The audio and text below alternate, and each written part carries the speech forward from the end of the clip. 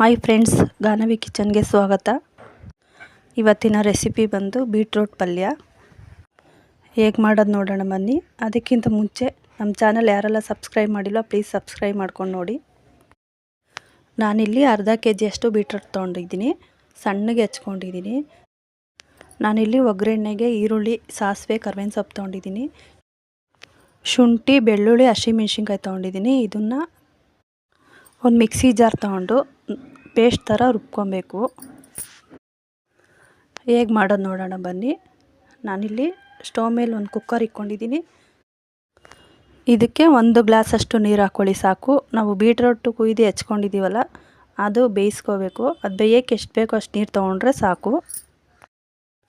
ನೀರು ಬಿಸಿ ಆದಮೇಲೆ ನಾವು ಬೀಟ್ರೂಟು ಕುಯ್ದು ಸಣ್ಣಗೆ ಹೆಚ್ಕೊಂಡಿದ್ದೀವಲ್ಲ ಅದನ್ನು ಬೇಯಿಸೋಕ್ಕೆ ಹಾಕ್ಕೊಬೇಕು. ಫ್ರೆಂಡ್ಸ್, ಈ ವಿಡಿಯೋ ಎಂಡ್ವರೆಗೂ ನೋಡಿ, ಎಲ್ಲೂ ಸ್ಕಿಪ್ ಮಾಡಬೇಡಿ. ಫ್ರೆಂಡ್ಸ್, ಬೀಟ್ರೂಟು ಆರೋಗ್ಯಕ್ಕೆ ಒಳ್ಳೆಯದು. ಫ್ರೆಂಡ್ಸ್, ಬೀಟ್ರೂಟೆಲ್ಲ ಕುಕ್ಕರ್ಗೆ ಹಾಕಾದ್ಮೇಲೆ ಒಂದು ಸ್ವಲ್ಪ ಉಪ್ಪು ಹಾಕಿ 3 ವಿಷಲ್ ಕೂಗಿಸ್ಕೋಬೇಕು.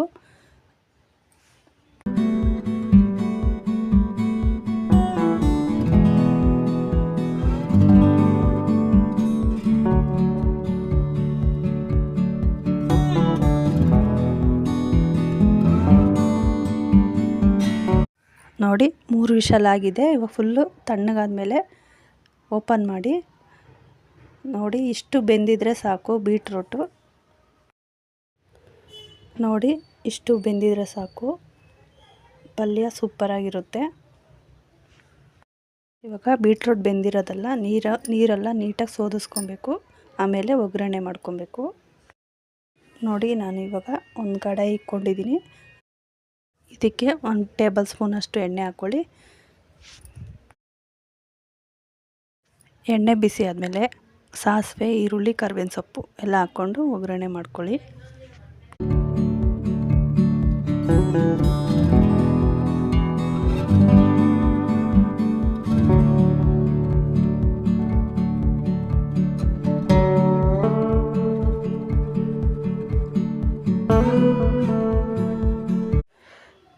ಈರುಳ್ಳಿ ಸ್ವಲ್ಪ ಬೆಂದಾದಮೇಲೆ ಸ್ವಲ್ಪ ಉಪ್ಪು ಹಾಕ್ಕೊಳ್ಳಿ. ಇವಾಗ ನಾವು ಪೇಸ್ಟ್ ಥರ ಮಾಡ್ಕೊಂಡಿದ್ದೀವಲ್ಲ, ಶುಂಠಿ, ಬೆಳ್ಳುಳ್ಳಿ, ಹಸಿಮೆಣ್ಸಿನ್ಕಾಯಿ, ಅದನ್ನು ಇವಾಗ ಹಾಕ್ಕೊತಾ ಇದ್ದೀನಿ. ಇದು ಹಾಕೋದ್ರಿಂದ ತುಂಬ ಟೇಸ್ಟ್ ಕೊಡುತ್ತೆ. ಇವಾಗ ರುಬ್ಬಿದ್ದು ಹಾಕಿದ್ಮೇಲೆ ಸ್ವಲ್ಪ ಚೆನ್ನಾಗಿ ಫ್ರೈ ಮಾಡ್ಕೊಳ್ಳಿ, ಹಸಿ ವಾಸನೆ ಹೋಗೋವರೆಗೂ.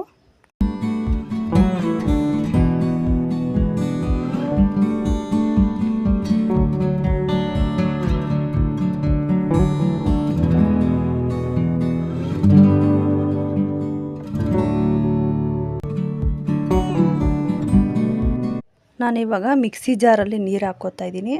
ಸ್ವಲ್ಪ ಬೀಟ್ರೂಟ್ ಬೇಯಿಸಿದ್ನಲ್ಲ ಆ ನೀರೇ ತೊಗೊಂಡಿದ್ದೀನಿ.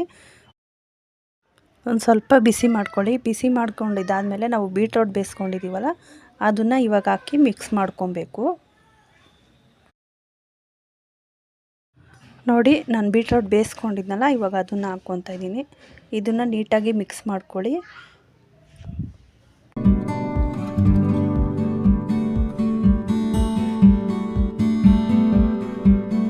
ಇವಾಗ ಇದಕ್ಕೆ ಸ್ವಲ್ಪ ರುಚಿಗೆ ತಕ್ಕಷ್ಟು ಉಪ್ಪು ಹಾಕ್ಕೊಳ್ಳಿ. ನಾವು ಬೇಯಿಸೋಕ್ಕೆ ಸ್ವಲ್ಪ ಹಾಕಿದ್ವಲ್ಲ, ನೋಡಿಕೊಂಡು ಸ್ವಲ್ಪ ಹಾಕ್ಕೊಂಡು ಇವಾಗ ಮಿಕ್ಸ್ ಮಾಡ್ಕೊಳ್ಳಿ.